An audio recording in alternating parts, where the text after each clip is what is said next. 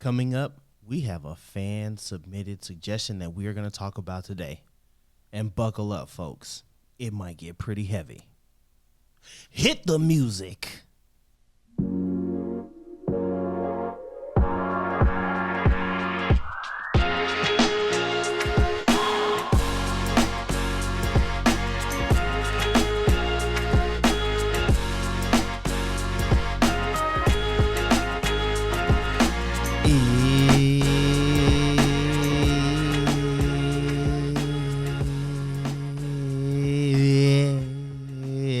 It's podcast time, everybody. My name is Al. And my name is Mikayla. And welcome to the Why You podcast. That's terrible. I don't know why I laugh every time. Both of us with the Yeah. So before we get into today's episode, there's some things I need to rectify from the previous week. What you got to rectify? The first thing is to our day one Victor. He's going into his third year of college, not his second. Okay. I keep forgetting. Third year. I keep forgetting that. Some respect on that third year. Stopped working at the Epic 2 years ago, but then that means I've been at my current job for 2 years, and he graduated that summer before, and I was like, man, how did I drop the ball on that one? Time is flying. By. That's why. It's slipping away from me. Yeah. I can't. Terrible. And the next thing is, my best friend Howie sent me a congratulatory text message last Tuesday morning. And it was a rain day, so I wasn't out in the field, but I was helping receive new vehicles for the job, for the project. And I read the text message when he sent it. And I thought I replied, because in my head I replied, and I didn't. Shame on you. And I told him when we saw him on Friday, I apologized because he brought it up. And What'd he say? He said, I have a gripe. And as soon as he said it, I said, I know what you're getting ready to say. And I super apologized. But what's going to happen is I'm going to double down on that apology by sharing what he sent to me. And he said, from the A1 day one, Al, congratulations on 1 year of the podcast. I always try to dabble when time permits, and y'all banter and chemistry makes me feel like we are all actually sitting together. Can't act like I don't be talking like y'all can hear me responding. LOL. I can picture that too. Yep. That's kind of what I hope with people that listen to the show, where they try to talk with us, or they engage in conversations with people that they know. So yeah, Howie, again, I super apologize for being a bad texter. I have realized that over the years, my text game has dwindled down tremendously.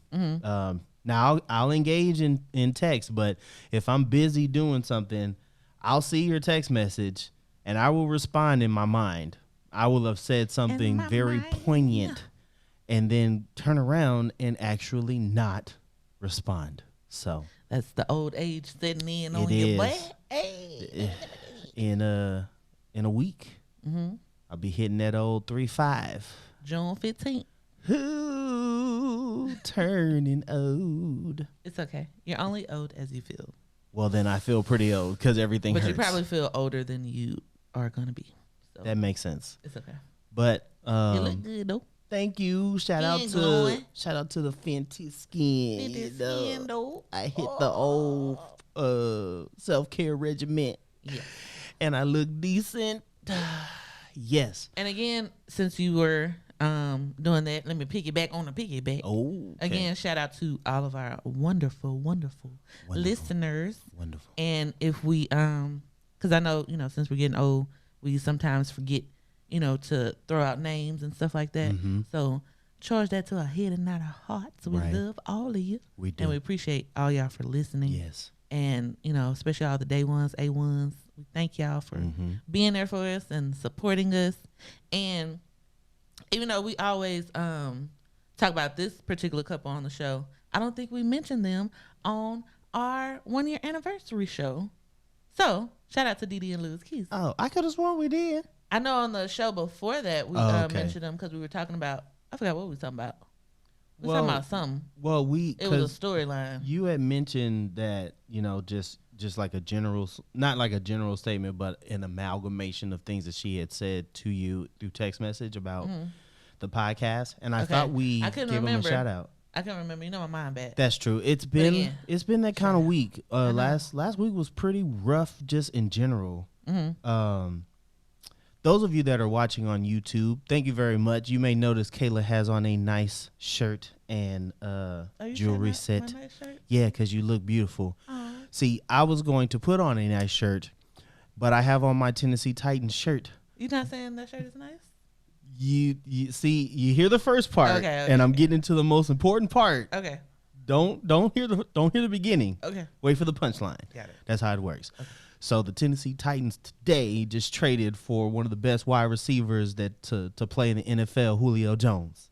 And I have to wear my team's regalia on my chest because I am so proud. In the next 2 years, I pray we win a Super Bowl, because if we don't, the amount of depression that I will fall into will supersede the years when we were the worst team in the NFL. So I got to wear good old two-tone blue flaming thumbtack on my chest. Le Tennessee Titans. Yes. Now that I've gotten all of that out of the way, welcome again to the YU Podcast, the number one podcast for people who love you and don't judge you when you forget to shout them out on their show. Woo, woo. I mean, it happens. We got a lot of stuff that be rolling around the old, what do you call it? Skull, brain, whatever. Cerebrum cortex. Yes. Now, 80 is he's out there making probably noise. Singing. Probably. So today's episode, Did I just breathe hard in the mic? You did. I took a deep breath, but I didn't know it was in the mic. Nope. It's not your fault. I mean, the mics we pay good money for these microphones. They better pick up everything. Yeah. We got the AC running. Y'all gonna hear the AC probably. Anyway, give me sidetracked. Today's episode is going to be about imposter syndrome. This fan reached out to me and asked to remain anonymous, but they wanted us to talk about. Let me pull it up. And this individual has been a staunch supporter of our show, so we greatly appreciate you for all of your support. But they also was able to pretty much prep this episode for us, which is very much appreciated, because I kind of knew like how I was gonna go about it, but then with everything that we received, I was like, yeah, we're going with all of this. Shout out. Yes. So pretty much they would like the symptoms, because it's important for people to be self-aware of what imposter syndrome is. And a lot of people don't know that there are famous people who deal with imposter syndrome. And it was brought up because Naomi Osaka, it came up.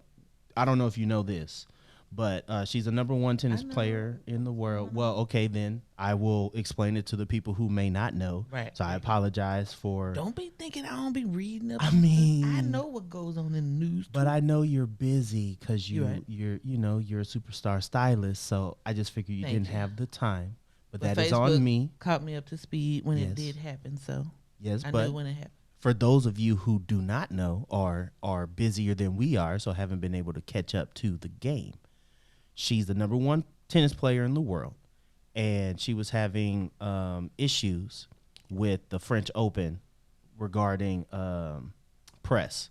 Like they pretty much make them sit down with the press and answer questions, and sometimes the questions are the same questions that they hear over and over, and usually they just want to like rest, or they don't do well in certain settings, and they really have a hard time grasping that aspect of being a famous athlete. So what we have, let me pull this up. So imposter syndrome is loosely defined as doubting your abilities and feeling like a fraud. It disproportionately affects high-achieving people who find it difficult to accept their accomplishments. Many question whether they're deserving of accolades. To put it simply, imposter syndrome is the experience of feeling like a phony.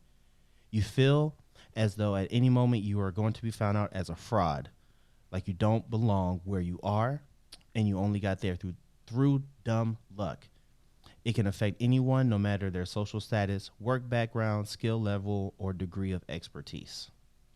So, before we get into anything further than that, have you at any point had experiences like that where you may have felt like you didn't deserve something when you got it?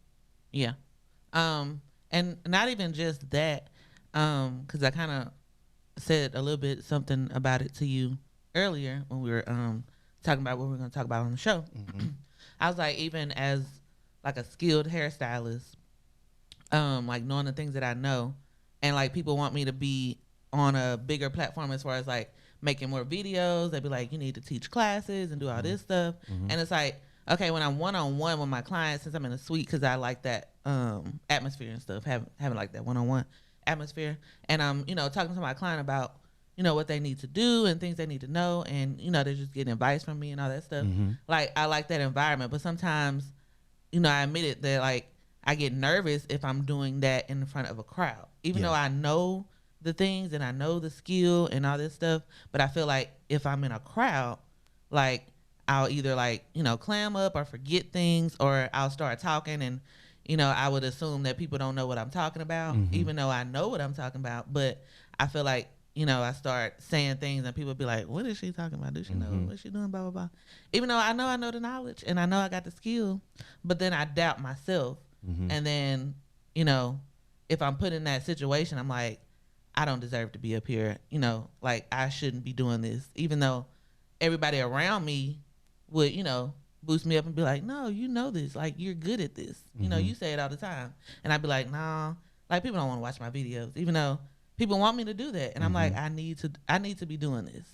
But I just doubt myself a lot, and I got to get out of doing that. Right. And then when I do get the accomplishment for things, I'd be like, sometimes I just be like, do I deserve to have this and all this stuff? When I just got to stop knocking myself down.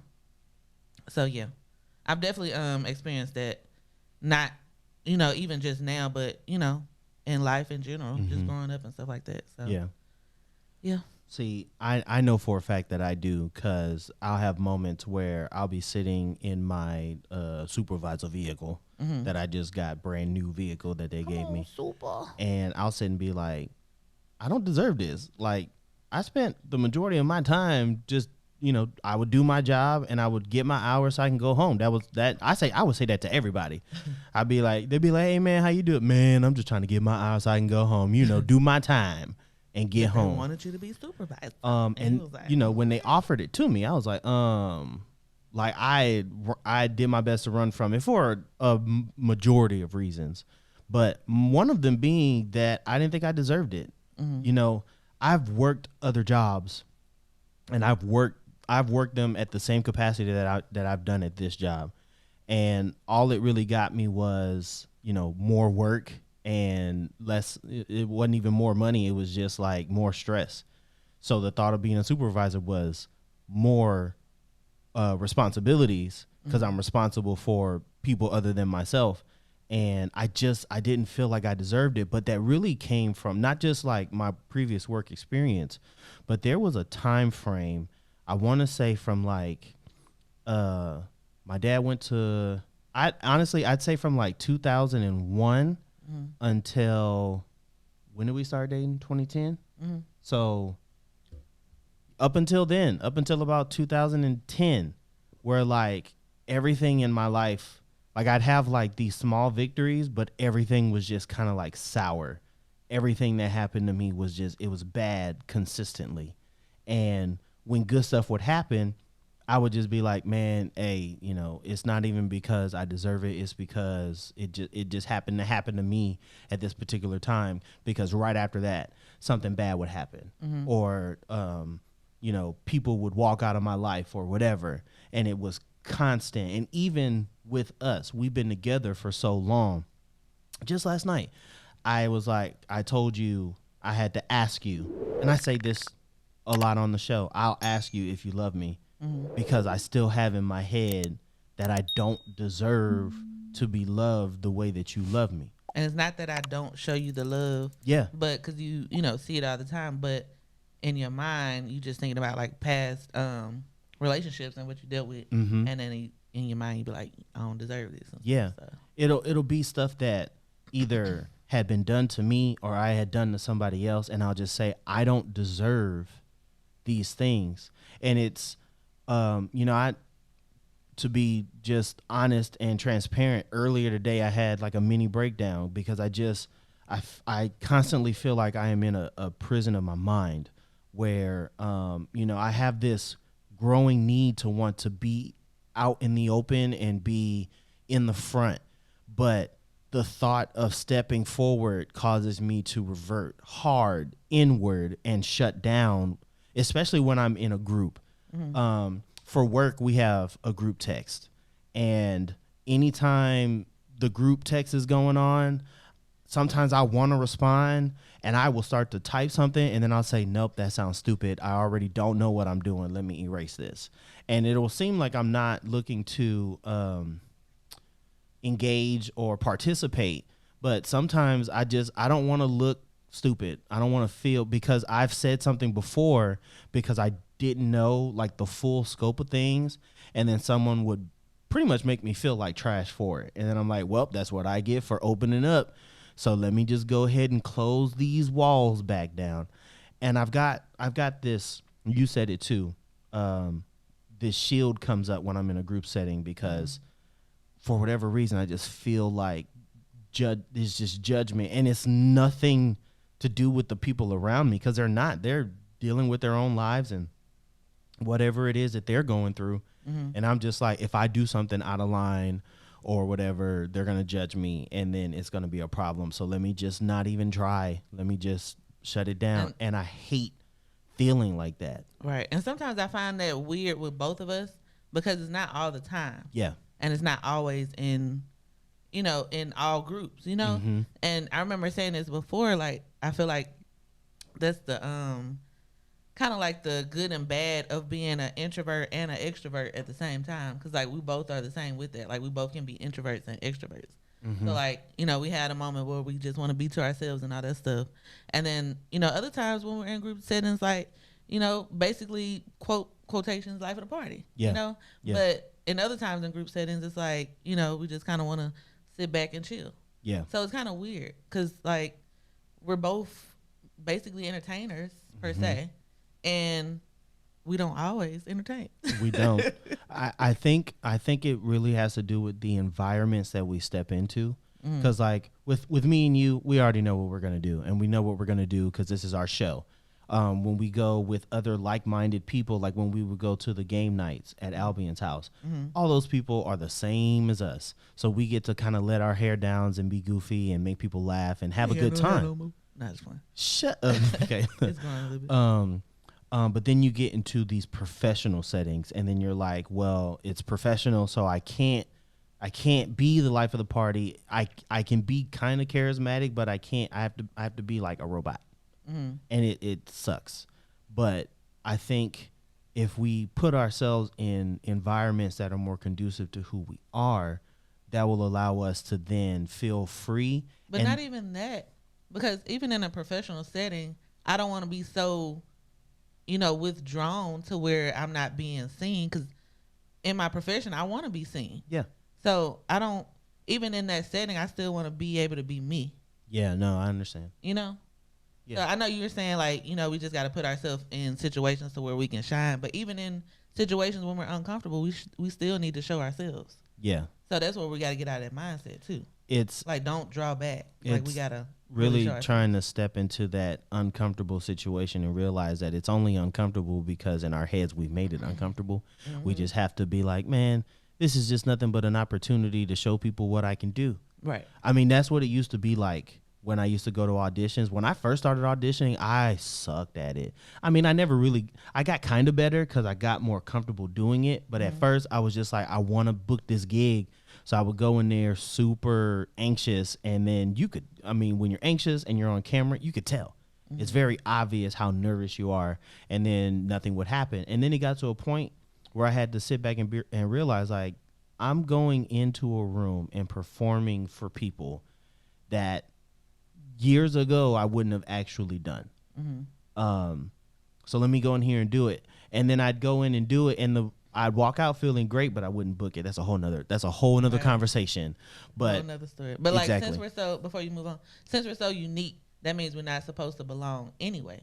So basically, we just got to put our stamp on wherever we at. Yeah. Because we ain't supposed to fit in. I know what you're saying. You know what I'm saying? I know what you mean. But yeah. All right, let's continue forward. So, if you think you might have imposter syndrome, ask yourself the following questions.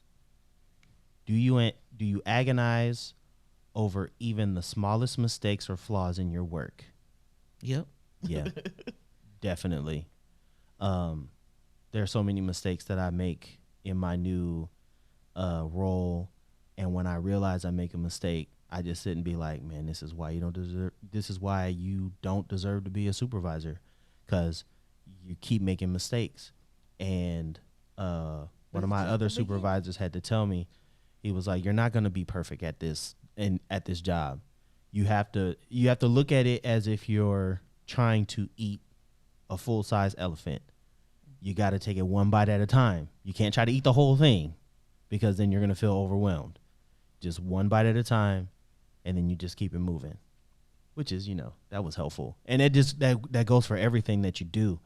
You just have to take it one thing at a time. Right. Do you attribute your success to luck or outside factors? Yeah. You want to know why I say I became a supervisor? Because the people who deserve to be supervisors quit before. Like, it was pretty much a process of elimination. If the people who deserve to be supervisors didn't leave, I would not be a supervisor. And I still feel that way. But I don't feel that way. Well, that's good. I mean, you deserve to be where you're at. Because they're looking at you as a person. They've been wanting you to do that. Oh, you're talking even about when me. What? When you say I don't feel like that. No, I'm not talking about. Yeah, I'm not talking about me in this situation. I'm talking about you. Okay. Like, even if those people didn't leave, they still were looking at you as a supervisor. Oh. And I ain't just saying that just to I know. I'm for real. I know. Okay. It's hard. It's still hard for me to see that. Gotcha. Are you very sensitive to even constructive criticism? That one, it depends on the source, because I've gotten some constructive criticism from people, and I knew they were coming from a good place, and I would listen to them. Others, it was constructive, but it wasn't very constructive. It was like they had something good to say, and then right after that, it just veered off into some other bullshit, and I was like, but I wouldn't really be sensitive about it. I guess if, like, when I do like the skits and when I did them, and I would always worry if someone had something bad to say. And I've had really only two people say something bad about them. I didn't know who they were. Like, one person, what did they say on the pizza? A level never the love. You know what I'm saying? Yeah, that skit, video. The pizza skit. Someone was like, I bet he got warrants. And I didn't even know about that comment. I didn't know about that either. What, did they say that because you had dreads? Because I had dreads. They were stereotyping? They were, yeah. And let me go look that comment. It's old. It's probably been deleted, so you wouldn't even find it. And I was like, man, he's just being racist. Like, I didn't even take it to heart, because, I mean, hell, maybe I do. Maybe I got like a ticket that I didn't pay. I don't, because I pay all my tickets. I'm just saying. I looked at it like that. I remember that one time I posted a hair picture, and somebody come in and somebody looked dry. I was like, who is this? Let me go see what her hair look like. She need my expertise. Be like, how you gonna sit and say the hair look dry when your hair crispier than a fried chicken? Why don't you get out my mentions with this? Talking about it look dry, you dry. Ooh, I was about to say something meaner than that. I had to think about what I was gonna say. This is a family show, but let's just say the lady parts and the pipes ain't working. How about that? How about dry for you? I clean that up for everyone. Lord Jesus. But the next thing is, do you feel like you will inevitably be found out as a phony? Yes. Yes. I had sometimes, like, I try to be, and if I say I'm a good guy and all that stuff, usually when people say that they're a good person, they're usually a giant trash bag. So if you're trying to tell, you a giant trash bag? baby, I am a glad bag, heavy duty. No, but like I've done trash things. I've said trash things. That doesn't make me a trash person, but sometimes I feel like because I do those things or have done those things that I am a trash person, and someone will eventually figure me out and throw me in the dump where I belong. It's hard to say it out loud, but it's honestly a truthful feeling. But you ain't trash though. I know. I done seen some trash people. You ain't trash. I know this, and I do hear you, and I know there are other people out there who may feel the same way as I do. It's just hard for someone to tell you that you're like you said just now, I'm not a trash person, and I will hear it, and for that moment, I will take it in. Mm-hmm. But then when I'm by myself and the walls close in, those same thoughts come back, and I'm like, man, like I would make a joke with one of my texts and say I'm on a crusade to get fired, but it's not that it's a crusade to get fired. It's more like eventually they're gonna figure out that I'm not a good fit as a supervisor, and they're gonna let me go, or they're gonna demote me, and no matter what I do, it's just that I don't belong here runs through my head, and it's kind of hard to get out of. And I guess like within imposter syndrome is just like different. It's like broken down in different stages. Cause like even when I was reading the different parts of it and how people feel, it's like certain parts of it I be feeling, and other parts of it I'm like, okay, I don't be feeling that, but I do feel this. Like the phony part, I don't be feeling that. But as far as when they was talking about, you know, breaking down your talents and your skills and not thinking, you know, you need to be where you are. Sometimes I do feel that, or not living up to what I think I could be or what other people perceive me to be as, not living up to that. This next one, yeah, I do. This next one you've already answered. Oh, what? Do you downplay your own expertise, even in areas where you are genuinely more skilled than others? Yep, answered that too. Emphatically, yes. It's, I don't know. I can't even put that one into words. It's tough because like people call you and ask you something, and if you can answer it, you will answer it. If you can't, you will either point them into the direction of someone who can, or a video that you have seen, or whatever, right, to help that person get to the answer that they need. Right. And then I wonder in those moments where when you have to kind of pass it on to someone else, do you sit and say, see, this is why no one should ask me anything because I don't know everything? Sometimes I do. And then, I mean, like the weird thing is like, it's like, okay, people must entrust in me because they're calling me for something, you know? But in my mind, I'm like automatically already doubting myself. I'm not showing that on the phone, but in my mind, I'm already doubting myself. So in my mind, I'm like, okay, does that make me fake? You know what I'm saying? Like they calling me for this and they're assuming that I know this. Either I do or I don't. But am I fake for, you know, for questioning myself, I guess. But I guess that's just, I don't know, a part of life. No, you know I what agree. I'm saying? Like question myself. Yeah, for sure. Because with my job, gas is ever changing. It does what it wants to. And sometimes someone will call me and it will be a situation that in the time that I spent in the field, I never actually saw myself. So they're like, hey, what do I do in this situation? I don't know. I've never seen it. I can't even visualize what you're saying because I've never seen it. So you will have to call someone who's been in the game for 23 years, and they'll be able to point you in that direction to be able to get you an answer or whatever. And I don't know. But the thing is, even in that, because a lot of that, since you're in the supervisor world, that's still new to you. Yeah. I'm saying like the things that you already actually do know, and people call you for, and you know the answer too, but you still doubt yourself with it. Like how do we get out of that? It's tough. Like I know a lot of things. Like Yeah. I know how to answer it. I know what to do, but in my mind, I'm still like, why are they calling me for this? Mm-hmm. You know what I'm saying? Yeah.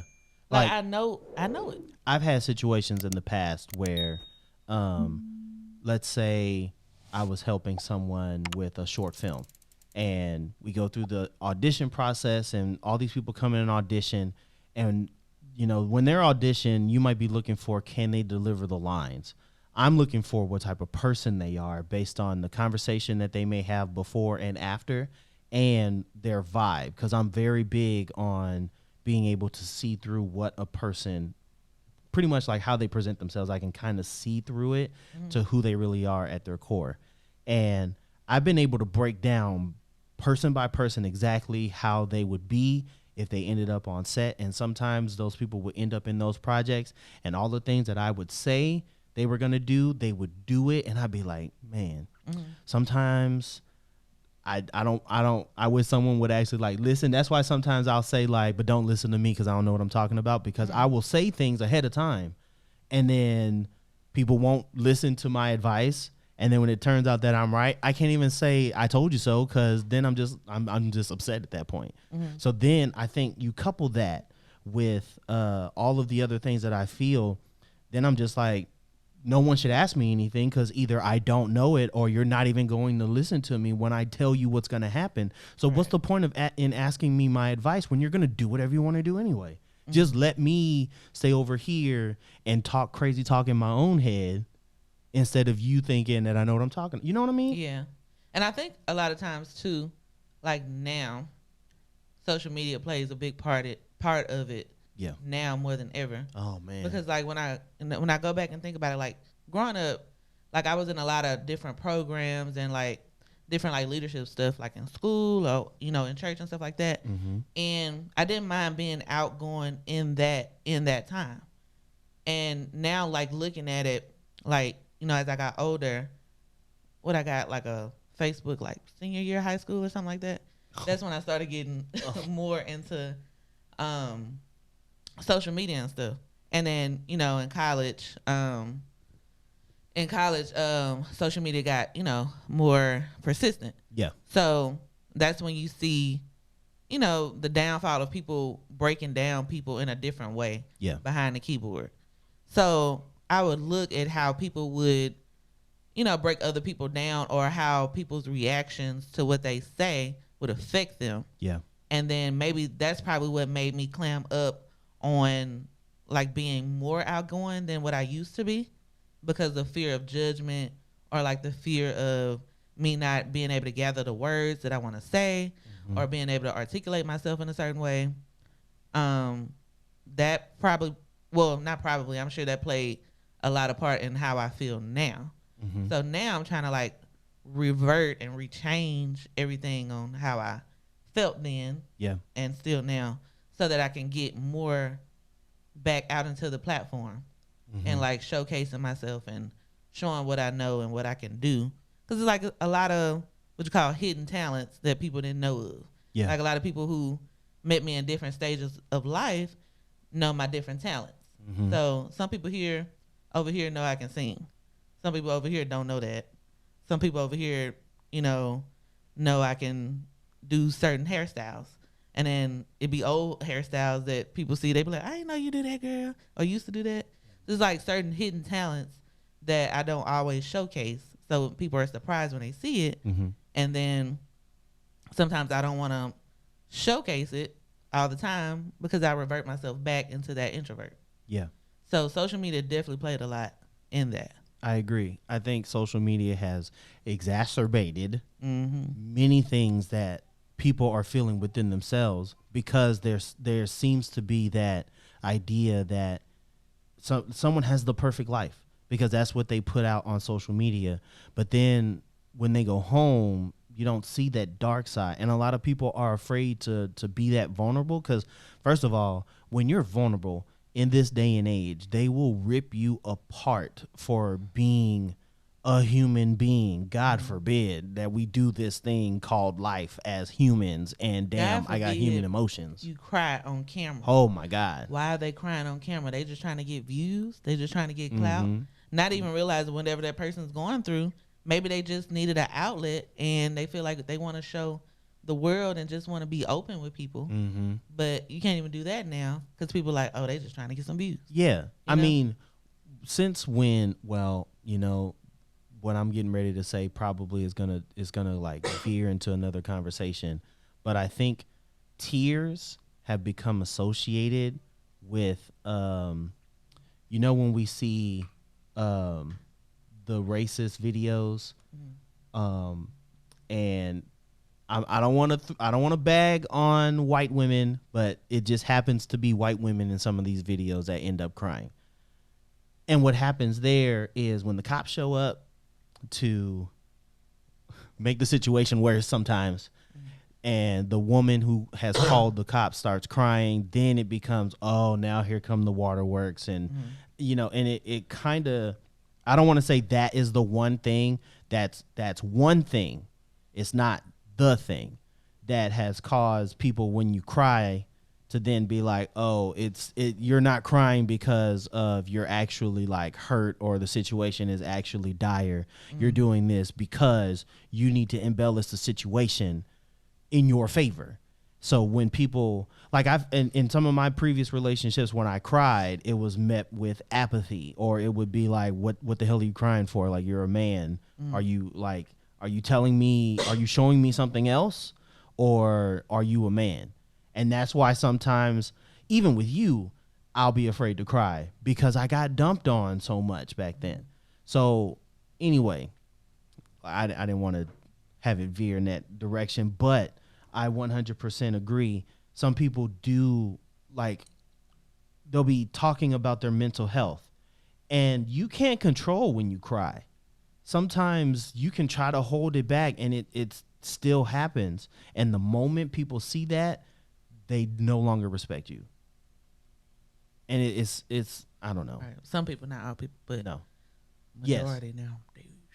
Okay.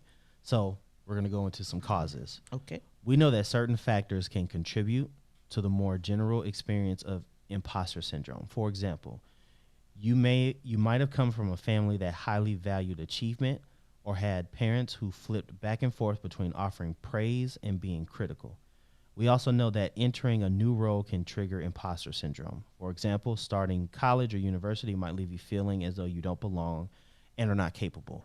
And that's true.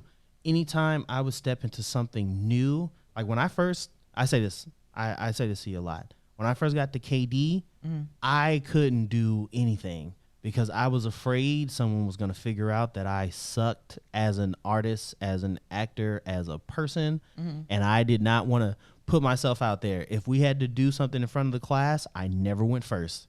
I never went second or third. I tried to go somewhere in the middle. And well, I would try to go either, like, let's say there's 10 of us in the class.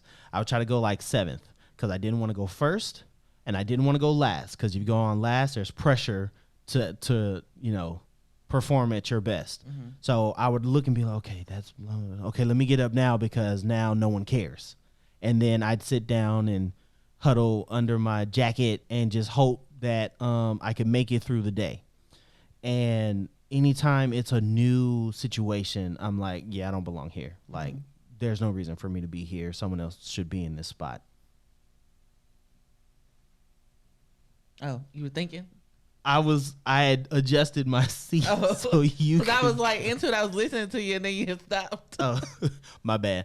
But no, it really is like that. Like I just talked about my stuff recently, and it's constant. Like I don't know, and like I get more and more comfortable, and then something new happens, and I can't handle it, or I get overwhelmed, and I'm like,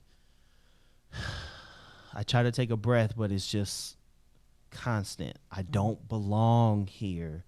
And then with getting ready to do my content, I get afraid because I'm stepping back into something that I kind of walked away from for a while. it's probably not going to be any good. And I can't get out of that cycle. It's constant.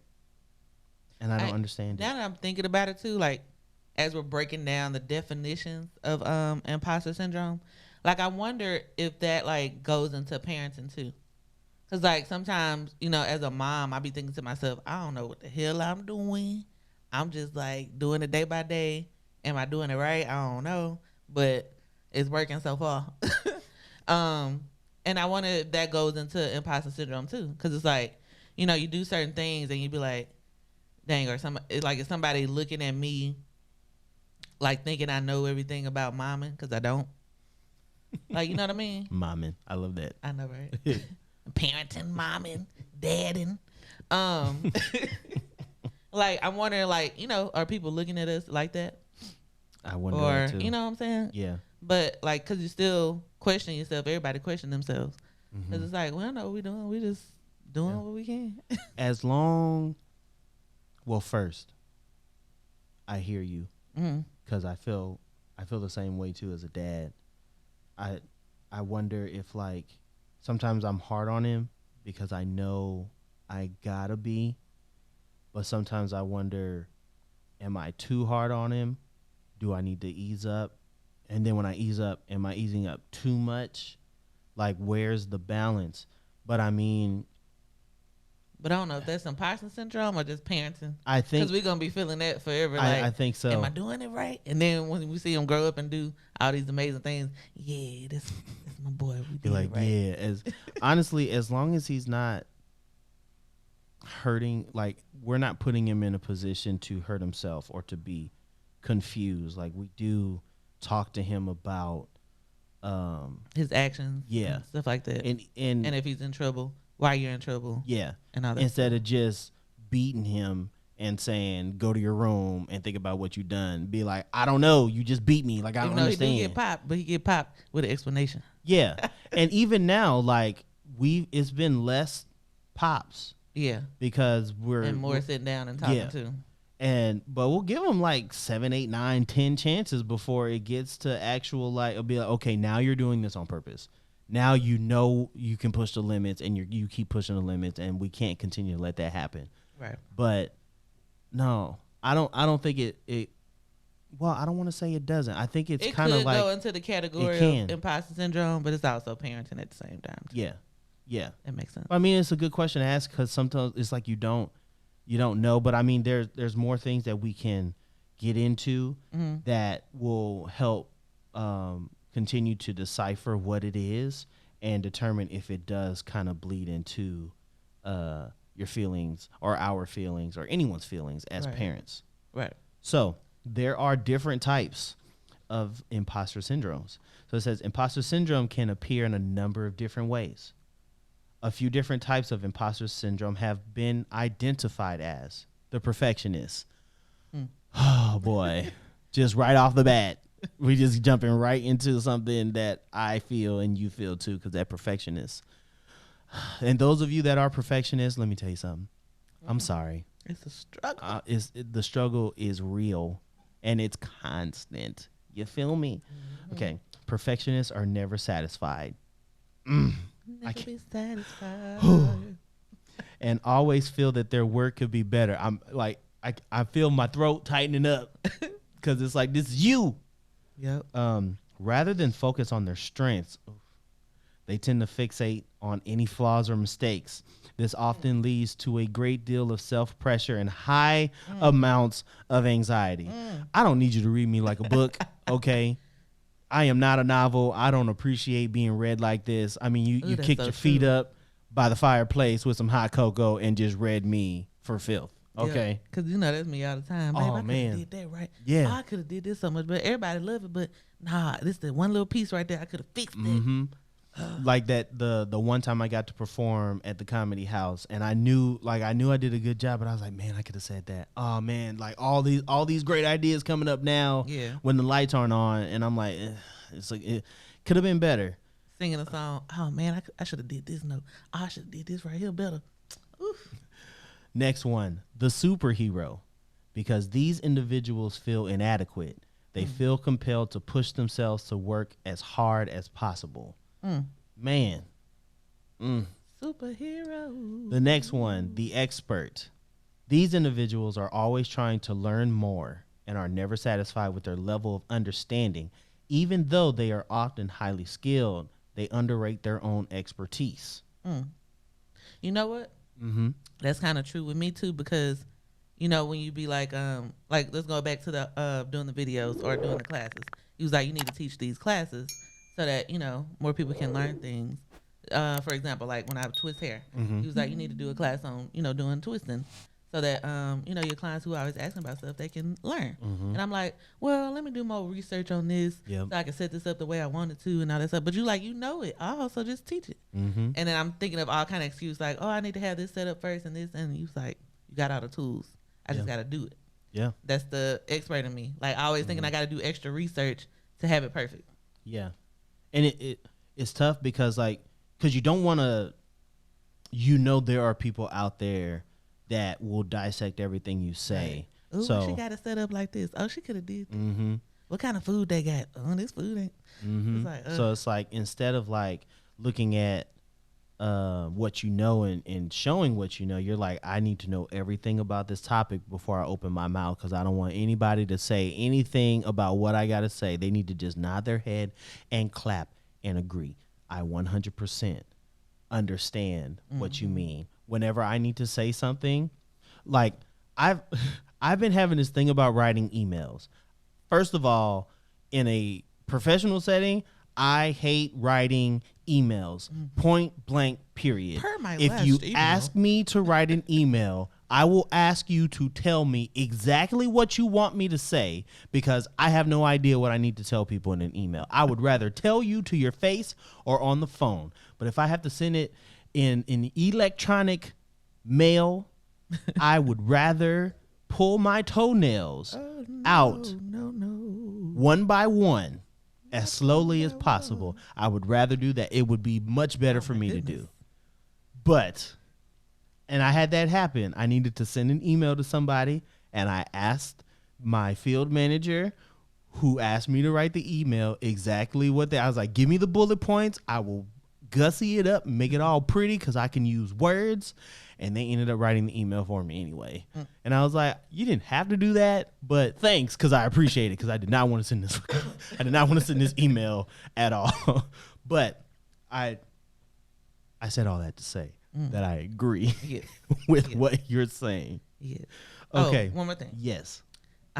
Just a little mini rant as a hairstylist. Oh, let me sometimes put my phone down. No, it's not even a long rant. It's just a mini rant. Okay. Because sometimes I'm already on the defense, because sometimes people try to come to me with their hurt from another hairstylist that did them wrong. And then so they like to lump us all together. Y'all hairstylists. First of all, when you start the conversation with y'all, I'm already on the defense, because you're not going to lump us all together.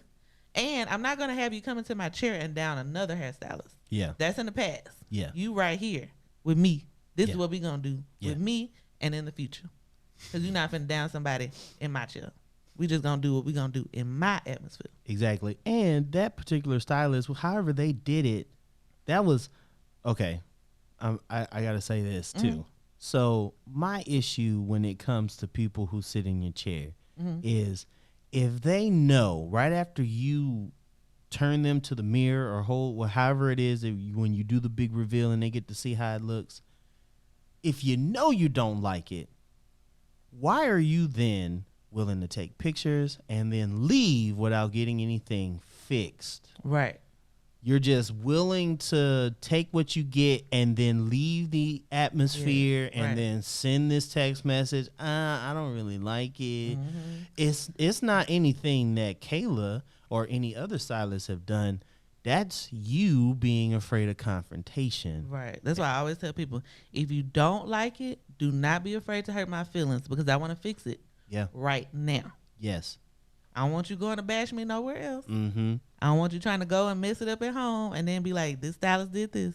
Tell me right now. Because first of all, after I did all this work, ain't no one tell you to go run the water through your hair. Who told you to do that? I ain't tell you to do that. And then want to try to get on the internet and bash me. If you don't get your life together, But I'm glad that hasn't happened, knock on wood, to me yet.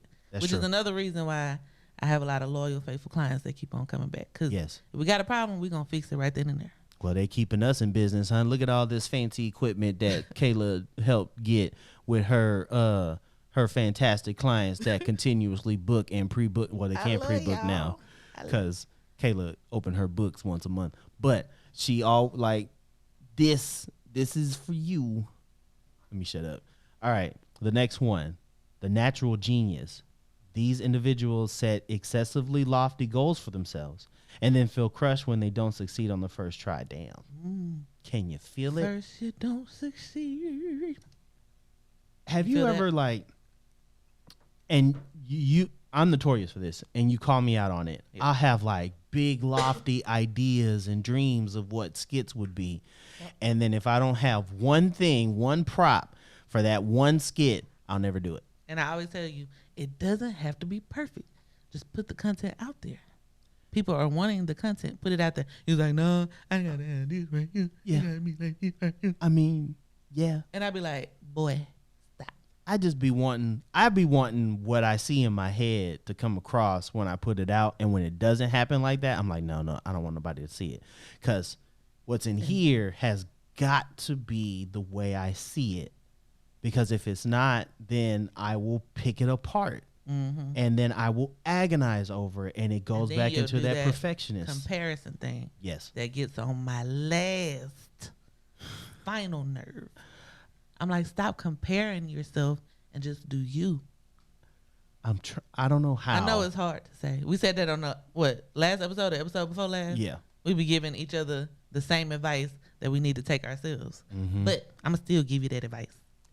Oh, I need to compare. I got to make sure I read up on all this stuff before I teach these classes. You and I are the same person. And we're going to teach. There you go. There's another one. Teach it. We're going to take each other's advice one of these days. We will. And when we do it, we're going to be like, yes, I listen. It's going to happen in small pockets. Yes. For sure. And the last one is the soloist. These people tend to feel very individualistic and prefer to work alone. Self-worth often stems from their productivity, so they often reject offers of assistance. Oh, my God. They tend to see asking for help as a sign of weakness or incompetence. Ooh. Why you got to look at me, though? I mean, if the shoe fits... Because you got to put it on. I be trying to think that I'm Superwoman and that I don't need no help from nobody and that it's weak if I try to ask for help. Oh, yeah. You be like, you can't carry that load by yourself. Oh, yeah. What do you need from me? And I be like, I'm good. And then yeah. And then you sit and you pick yourself apart and you always sit and feel like I'm not a good wife or I'm not a good mother when you're trying to take on too many tasks, dear. I know. Haven't I done better with asking for help? You have. There have been times where you fall back into your same regiment. But now when you offer, don't I let you help them? You do. But sometimes you have to stop and think, well, what can he actually help me with? Because I don't want him to feel overwhelmed, which I do appreciate. I do appreciate that you think of me because for whatever reason, I tend to get overwhelmed fairly quickly these days. And I appreciate the fact that you think of me in those situations, but you can't do it by yourself. I know. You can't. And I have realized that a lot more this year. Yes. So I'm doing better with that. Yeah. COVID, as terrible as COVID is, because COVID hasn't gone anywhere, people. There are people who are like, oh, man, COVID's gone. I cannot wear them. Shit.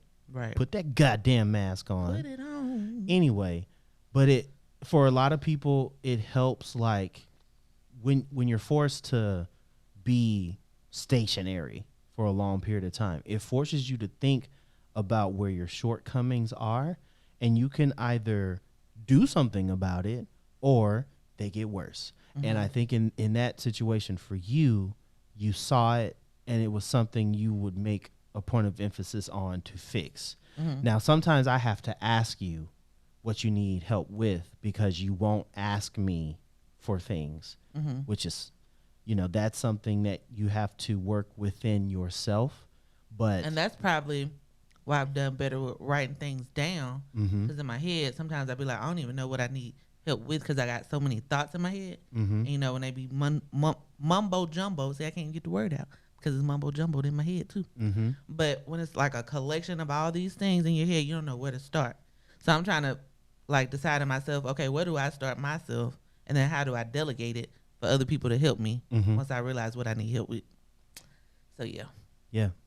Working on releasing power and letting it be okay and not being a form, being a form of weakness. Because that was something. I had to take a deep breath on that too. That's good. That means you're releasing it. That's good. For real. Yeah. What were you about to say though? Because I know, like, when it comes to like putting together events and stuff, I will always say, well, Kayla, why don't you let someone else put that together? And you will always say, well, if I don't do it, how will I know that it's going to be any good unless I do it? Or if I don't do it, how will it get done? Yeah. But even if I'm not over it, I like to be a part of it. Which then you end up taking over and you become over it anyway. Doesn't it? Yeah. But I've done a lot of the same things too, where I'll see something and I know I can step in and I know it'll get done. And I will say, like when I used to work at Simply Mac, and stuff was falling through the cracks. It was a pretty bad time for a while. And I was like, the only one on the floor, and I say, well, I mean, if I don't do it, it won't get done because there's no one else out here. Yeah. And it just caused so much burnout. And you would ask for help. That was the problem. You ask for help sometimes, and people look at you like you're crazy. Like, oh, no, you're strong enough. You can do it by yourself. Can I, though? See, I think that's where the soloist in me, comes to play. Not the soloist singer, but the soloist person. Such a nerd. Because it's like, okay, if I'm looking at something, this is why sometimes in school I didn't like group work. Because it's like, if I see it falling through the cracks and if I see it like down falling and I'm a part of it, it just irks me. So I'm like, okay, let me step up and turn this around and make sure this goes well. Or, I go ask the teacher, look, this group thing ain't working. Can I just do this separately? Let me be responsible for my grade. You let these 4 others fall on their faces. I'ma have mine done. You feel me? But see, if the teacher was smart, if they gave the sections out and they you had to do. And one if I was section, strong in my section, and she said, well, she did the research you on get her the part, A. so you gonna get that. I ain't gonna lump y'all all together. Everybody get a C. What? Wait, what? Not if I did all this research and did all this staying up and getting my Venn diagram together to put in front of everybody for my presentation. I'll be damned if you give me a C. I did all this damn work. Right. See, we got classroom trauma. That's why we gotta do better in group settings. We do. Because we're working on it. The thing about groups is, because we're in a group, there's someone who will be like, man, I don't have to do nothing. Everybody else will carry me where I need to go. No. Right. Put your boots on the ground and let's get this stuff together. But that's the one thing I hate too about that, is feeling like if we're in a group and no one else does it, it falls on whoever is responsible. And not a lot of people are willing to be responsible, because whether or not you help, it still has to get done. Right. And if that's why me and you get along so well, because hey, we know it's gonna get done. Yep. That's why we passed Spanish in you college. You keep saying that because of you. I was the one who learned how to effectively cheat in that class, and that's the only reason why we passed. Effectively cheated off of you. Exactly. And we effectively got an A in Spanish in college. Terrible. Okay. Kids, don't listen to that. No. Do the work. Okay. Yeah. Stay in school, please. Yes. Next. Coping, how to cope to get past imposter syndrome. And this is something that I need to hear. You need to start asking yourself some hard questions.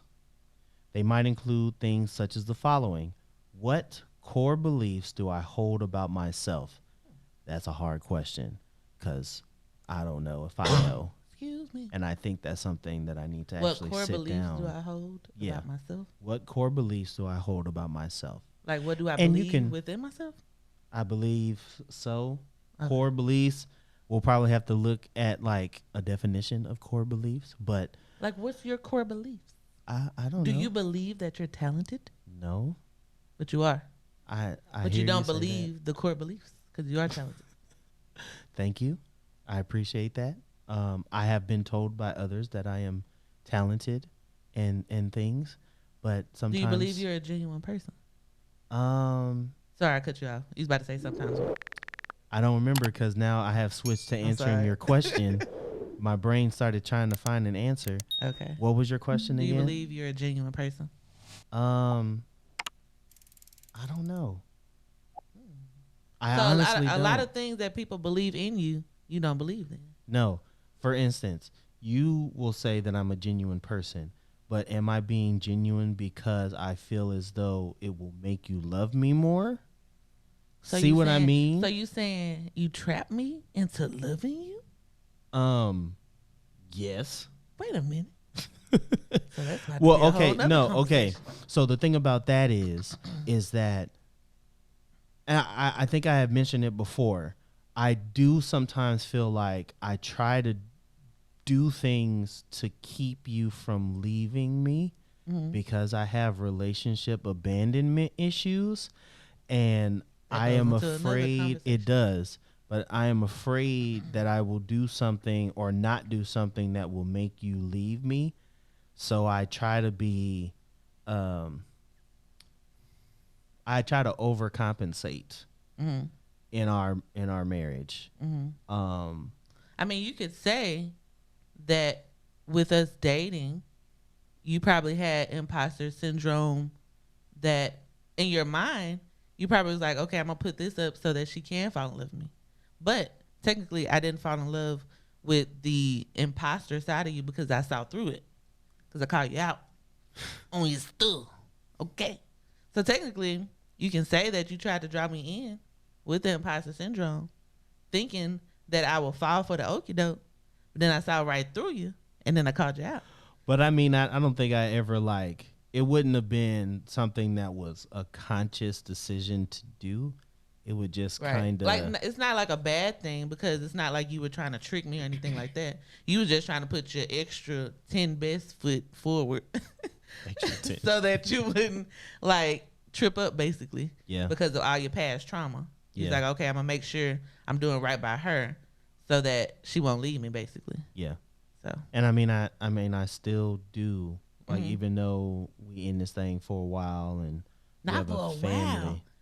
For a long time, long haul, till death do us part. No, I'm talking about up to this point. We have been. Oh, doing you say this we've for been a in. while. I thought you say we're gonna be in this thing for a while. Like, wait I know minute, what we in this thing I know. for a lifetime. I know you hear what you want to hear, but sometimes you're gonna have to open your ears and actually listen to what I gotta say. You know what I'm saying? That was fresh off the dome. Anyway, let me stop. But there are some times where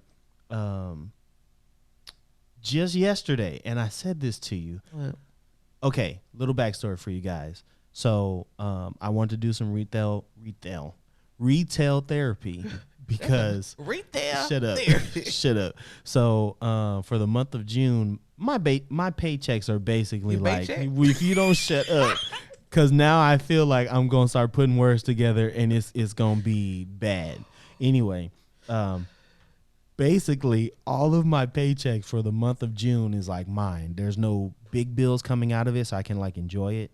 So yesterday, AD and I, we went shopping. And while we were out, there was stuff that I wanted to buy, but I either couldn't buy because they were out of stock, like a brand new Apple TV, or I would talk myself out of it because I sometimes, the whole iPad thing, I couldn't bring myself to spend a lot of money on myself because I feel guilty. But while I was out, I bought AD a toy. Was a big toy. Y'all know Ryan's World. For those of you that have parents, he's got his own. Ryan. Shut up, Kayla. He's got his own toy line. Well, AD saw something. It was like a $40 toy, which growing up, my parents never bought me, at least to my knowledge, a $40 toy. Maybe they did. Maybe that Power Ranger morpher that I broke the first day I got. Anyway, so I bought that, and then while we were at Target, I was like, well, Kayla's working hard. She's pretty much working 8 to 5. So I was like, I know Kayla loves wine. What woman who doesn't work hard like wine? So instead of getting her 1 bottle of wine, I bought her 3 bottles of wine, all different flavors. They just all happen to be Stella Rose. Yeah, that's my favorite. Yeah. Stella.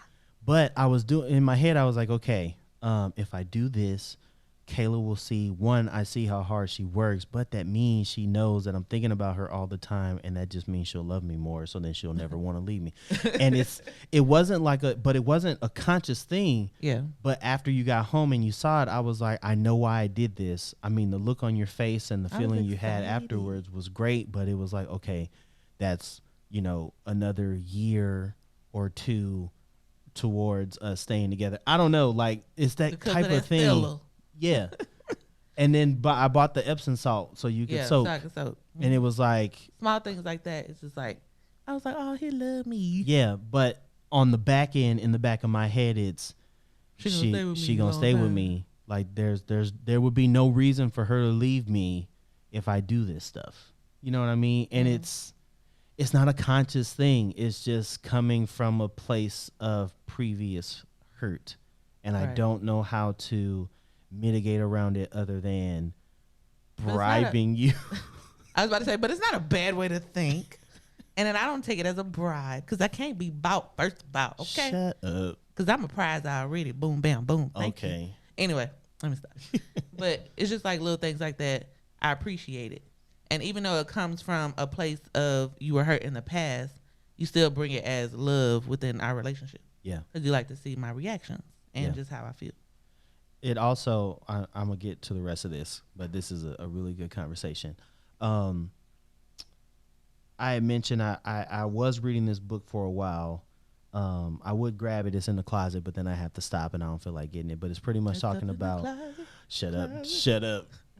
That's a whole nother conversation right there. But it basically talks about parents who are emotionally unavailable. Mm-hmm. And I lost my point because I was trying to think of what the title of the book was. Sorry. Yeah, there it is. So like my parents, they were together and they loved each other, but they weren't in love with each other. And they weren't emotionally available to each other. And they weren't emotionally available to myself and my sister. So I feel as though because I didn't see it growing up, I try to present it because that's what I wanted to see. Mm-hmm. And I want AD to see what I didn't see. So, getting you things and taking care of you and hugging you and telling you I love you constantly are things that I needed as a child. And I feel as though if I can put AD in a better situation, his relationships in the future, hopefully, because if it's bad for people that are dating now, I feel bad for his generation because they probably won't even date.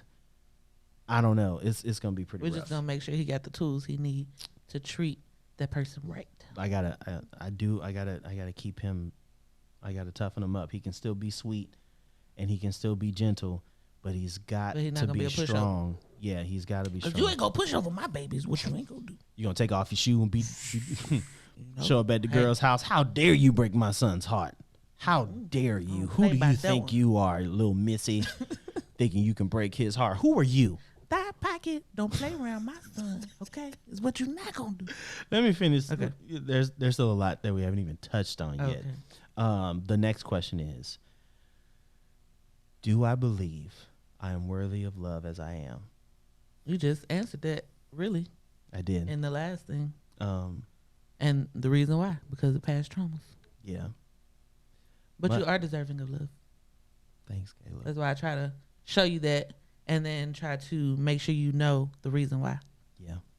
I do. I got you. I appreciate you. And there are times I don't feel that I'm worthy of anything.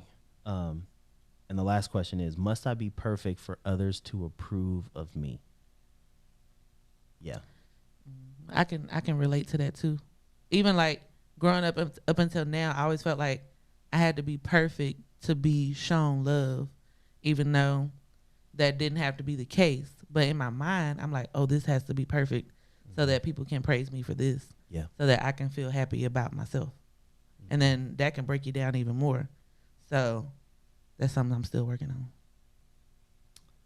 I know I gotta start. I gotta try because it's, I don't know. Ramps up your anxiety. It does. I'm not gonna cry. I'm not gonna do that. I'm not gonna do it. So what I'm gonna do is I'm gonna hold on to that, and I'm gonna read the rest of this. It's some things that I need to read, and this will be for the both of us, and it will be for those of you that are listening or watching as well. So bear with me. It's a bit to read. Okay. Perfectionism. You got it. Soon as I started, let me slow down. Okay. Take a breath. Together. Okay. Perfectionism plays a significant role in imposter syndrome. You might think that there's some perfect script for conversations and that you cannot say the wrong thing. Yeah. You probably have trouble asking for help from others and may procrastinate due to your own high standards. To move past these feelings, you need to become comfortable confronting some of those deeply ingrained beliefs you hold about yourself. This can be hard because you might not even realize that you hold them, but here are some techniques you can use. Share your feelings.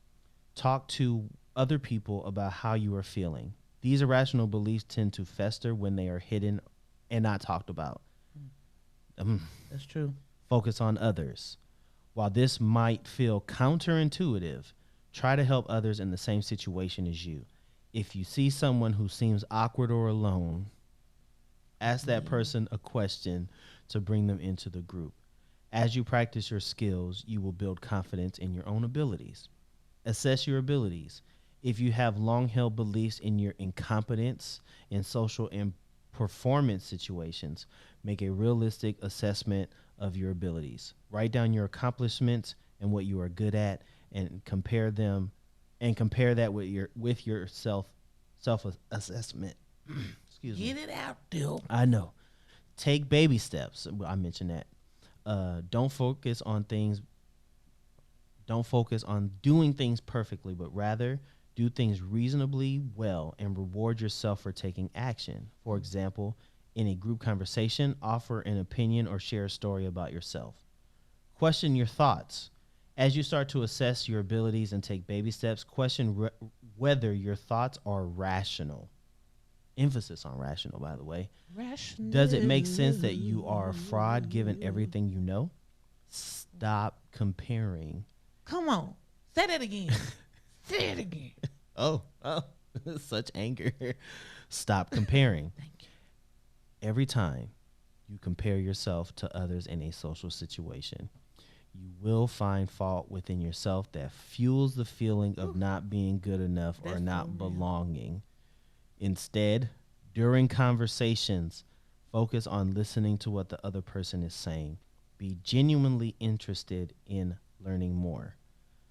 Use social media moderately.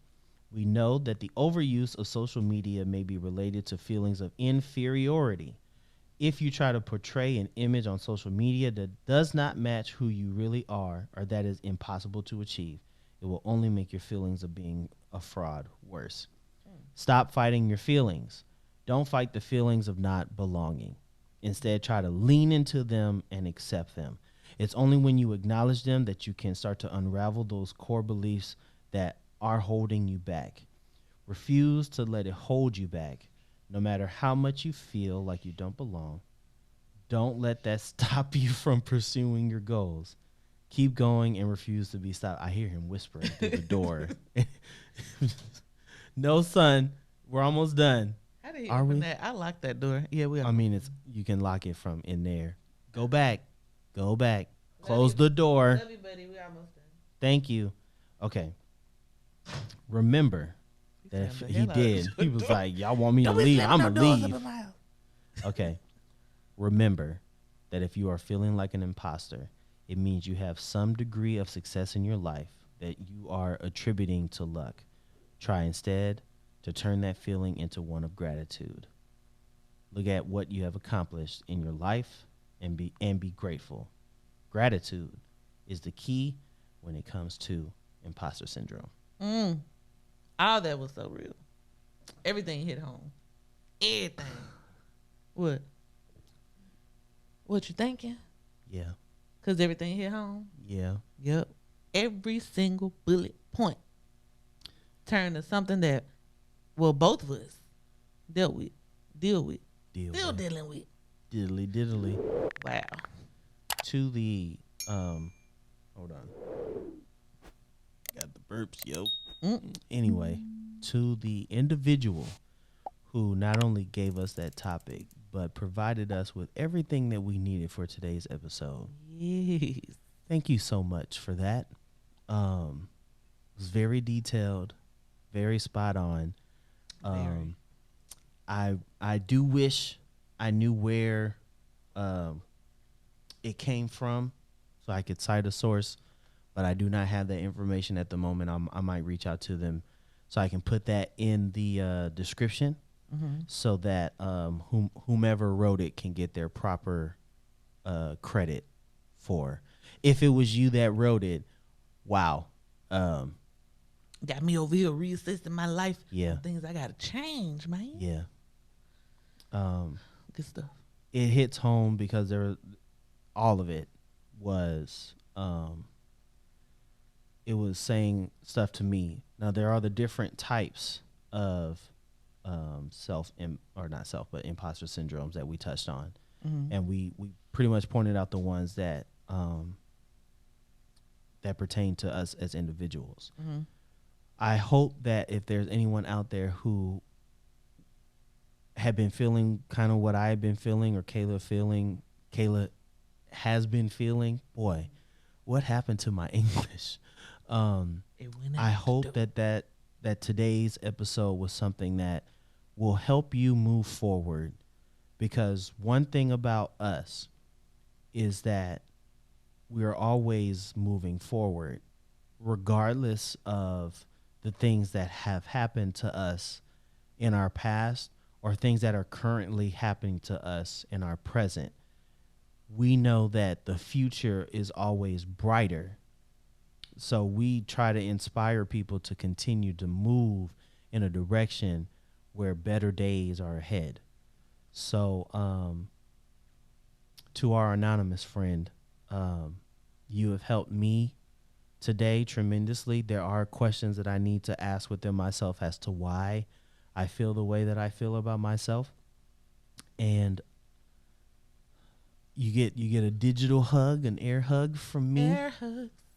Digital. Thank you so much. Is there anything you want to add before we head to the bump? Just that everything that was cited and listed and talked about really pertained to everything that I feel a lot of the time. So that's why I said I'm just over here readjusting and thinking about things I need to fix, because that just read me, and I gotta get my life together and stop doubting myself and doubting accomplishments and downplaying myself, because like I said, I'm a prize. So I gotta walk accordingly and treat myself as that. Because I be knowing what I'm talking about, but I just gotta showcase it and not be afraid of judgment.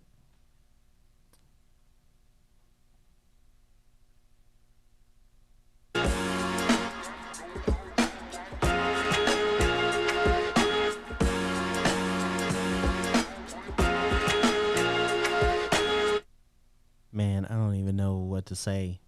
I feel like anything that needed to be said has already been said. Is there any additional thing for the motivation of the week that you want to add? Because I mean, you can if you want to. I really feel like that whole entire episode is a motivational speech, from both of us. Yeah. I don't even know what else I can add to it to motivate, because I just got motivated myself. So I don't even know. I think the only thing I would add that it doesn't pertain to what we talked about is just grief is something that it doesn't like. A lot of people say with time things will get better, and it does get better, but sometimes that grief still sticks with you. Sometimes it never really goes away, and it's okay if it doesn't. What made you think about that? I don't know. I don't know. It just kind of came to my heart to say, just that's real. understand that it's okay to grieve, whatever that situation is, whomever that person was, whatever you're going through. It's okay to grieve, and sometimes it might pop up and remind you of whatever happened. It's okay. It means you're human. There That's are funny you said things. that too. Yeah, there are things that happen. Not funny, but Yeah, no. I was yeah. gonna say something after you done. Okay. There are things that, as a human being, you never really come to terms with. You never come to grips with. That just means you're human, and it's okay. So when people try to tell you, man, you're still thinking about that, you're still hung up on that, you're like, that person is gone. Maybe they passed away, maybe they left, whatever it is, doesn't mean that you don't still feel, you know? Mm-hmm. So allow yourself that moment. If it's a moment, if it's a few hours, if it's a day, allow yourself that time. And then pick yourself up and keep going. Doesn't mean you're weak. Doesn't mean it's not real. It just means that you feel it. Feel that feel, bruh. Mm-hmm. All right. So what you gonna say? No, I was just saying, that you brought that up because, like you said, it's okay to grieve, and people grieve in different ways and different stages and stuff. And then people always look at the way people handle grief, and they always be like, "Well, you seem to be holding up well, or you're not grieving like this person." You can't compare people's griefs, and stuff like that too. I feel like that's inconsiderate to do that because you don't know how people are dealing with things behind closed doors too. Right. So the reason why I said that's funny that you brought that up because it was one day I couldn't really sleep this past week because my tension, my back was hurting me, and I kept tossing and turning and all that stuff. But anyway, I had got up and then I had looked at like an old video from one of my grandma's birthdays when she had did like a poem because I said she loves poems and stuff. I was watching the video and I got emotional because I always loved seeing her do poems and stuff like that. And then I was smiling, but I was kind of crying at the same time because hearing her voice made me smile, but I started crying because I miss her. But like I said, people grieve in their own way, so it's just like little things remind me of her. And just seeing that video had got me emotional and stuff. But people don't always see that in the forefront. So they be like, oh, she's holding up fine. She's well. Which I am. But, I still have my moments and stuff too. And you just never know how people are dealing with things. But I find joy in seeing stuff like that because the stuff like that she instills in me. And I'm like, I want to be, just like how she was. So, yeah, people deal with grief in their own ways. Yeah. But you can't judge people for dealing with it in their ways. No. And a lot of people and their opinions, they feel like their opinion is like the most important thing, and it's really not. So when it comes to how a person grieves, you cannot look at your experience with grief and say, well, this is how you're supposed to grieve. There's no playbook when it comes to life, and there's no playbook when it comes to emotions. You just have to let everything play out the way it's going to play out, and trying to make it seem like everything is universal. I wish everything was universal. I wish there was a way for things to play out. Like we could go pull a manual from a shelf on how to deal with certain situations and then be over it and move on from it. And some people can effectively move on and it not bother them. And I wish I could be like them. I really do. Because there's so much stuff that I cannot let go of. Even when I try, even when I beg myself to, I cannot let it go. Please put me in the Matrix or something So then everything that I've been holding on to from my past that is holding me back, or whatever mindset that I have that's keeping me from being the person that I want to be, I would gladly do it. You can take the blue pill or I the red would, pill. boy, put me back. Anyway, thank you so much for listening today. You finally showed me all those Matrix movies, so I get the reference now. You get it, and I can make those jokes. Oh, now you get the reference. Okay, anyway. So good. Social media. Best of wives, best of women. Social media, yeah. Mickey Styles IG, Mickey Styles Salon on Facebook, and Mickey Styles 27 on TikTok. Bang, bang, bang. Bang, bang, like they say. I don't know. YU Pod. I was supposed to start out with mine. R.P _ on Instagram and Twitter. YU Pod _ on Instagram. YU Pod on Twitter. The YU Podcast on YouTube.com. You know what to do. Like, share, comment, subscribe, all those good things. www.patreon.com. We would like to thank everyone who are currently our patrons. I had to slow that down because it was going to come out. Yeah. For those of you that are on our $5 and $10 tier, what we have created for you are YU Podcast membership cards, and they have been printed on metal cards, and they are glorious. So what I'm going to do, I got to make time this week to reach out to each of you that are on those two tiers and get some information from you so we can send those out for you. And then it's a nice trinket to have. Maybe you want to show people, hey, there's this podcast we listen to. I was going to say whip out that bad boy, and that is not the direction I want to go in. But you take out your nice membership card, and you show it to them, and you say, hey, there's this podcast I'm listening to. Y'all should check it out. Here's their logo, YU Podcast. Look it up, check it out. If you haven't already. Why I gotta say here? I don't know.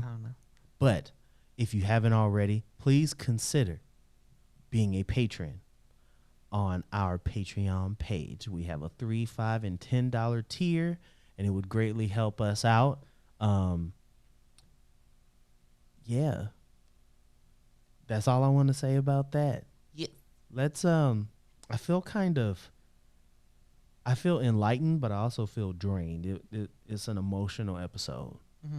So it's okay though. There have been times where my speech kind of did whatever it wanted to do.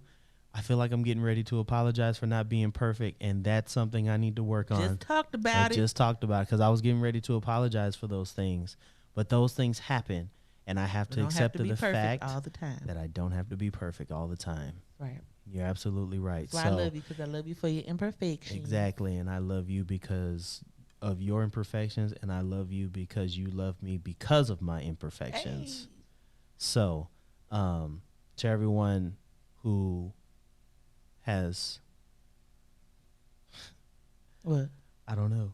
To our listeners, yes, we love you. Yeah. And what's that thing you be saying? Hug each other. Oh, okay. And I was about to take I can say no, it. You want me to say I got it. I got it. Okay. It took me a moment because my brain just kind of went away. So we thank you all so much for listening to our episode. We thank you for all of your support and for sticking with us through all of this time. So for Mikayla, have a good week, folks. And Alfonso, we bid you a good day and adieu. Love each other. Hug each other. Please consider still wearing a mask. Wash your hands. Take a bath and a shower. It goes a long way. All of it. Yes. If we win, we gonna win as a winner. And if we lose, we gonna lose as a loser and not as a quitter. Follow your dreams. And don't put so much pressure on yourself, Alfonso and Mikayla and everyone that's listening. It's okay to not be perfect. It's the only way that we learn in order to be better people. Be kind to each other and be as genuine as you can, and be the light in your environment that you would love to see in others. We love you. and we will see you next time. Peace.